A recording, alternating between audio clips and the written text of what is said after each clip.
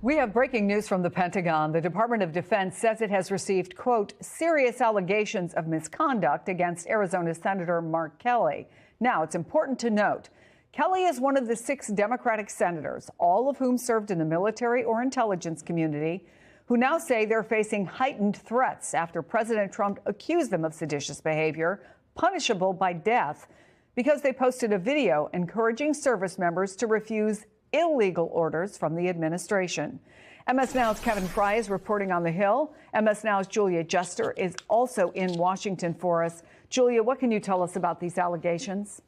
Well, Chris, we found out through a post from the official Department of War account, Department of Defense, saying that they received these serious allegations about Mark Kelly and said that a thorough review of these allegations has been initiated to determine further actions, which may include recall to active duty for court-martial proceedings or administrative measures. And these are violations, they are saying, of the Uniform Code of Military Justice. Now, what they are citing specifically as potential violations of that in that code is a prohibiting of actions intended to interfere with the loyalty, morale, or good order and discipline of the armed forces.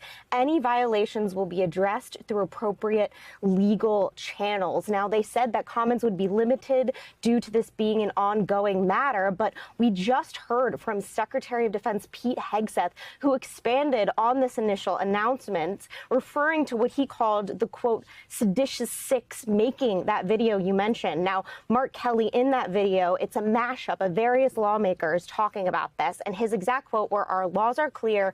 You can refuse illegal orders." He's spoken out about this in addition to this video in the press several times since. But Hegseth is noting that 5 of the 6 individuals in that video don't fall under Department of Defense jurisdiction, because 1 is a CIA and 4 are former military but not retired. So that explains a bit why Mark Kelly became the target of this action. And so Hegseth added, as was announced, the department is reviewing his statements and actions, which he said were addressed directly to all troops while explicitly using his rank and service affiliation, lending the appearance of authority to his words.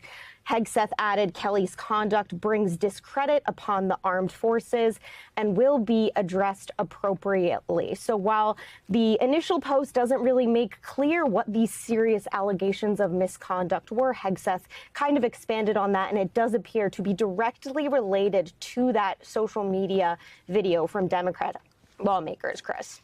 So, Kevin, what else are you hearing? And have we heard anything from Kelly about this latest thing?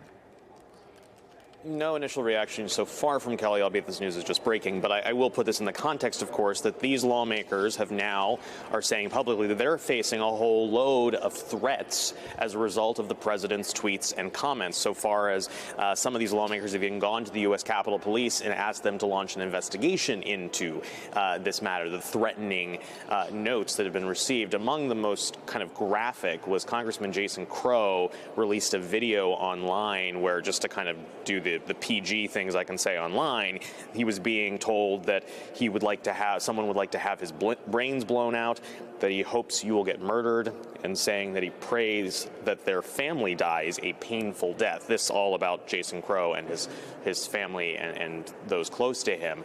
Here is how Senator Kelly, who of course is now at the center of this Pentagon report, here's how he responded to the enhanced threat environment over the weekend.